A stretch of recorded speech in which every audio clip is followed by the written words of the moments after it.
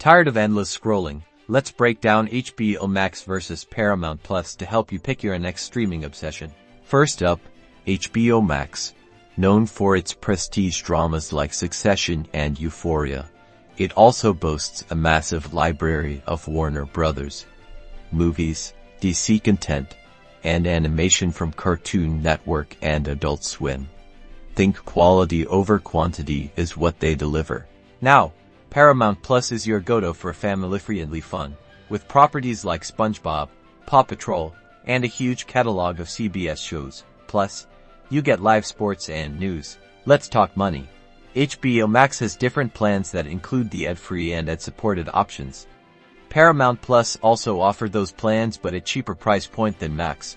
Choose depending on how patient are you with those ads, or how much you're willing to pay to skip them.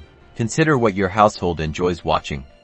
HBO Max excels in critically acclaimed series, while Paramount Plus offers broader appeal with more family-oriented and sports programming.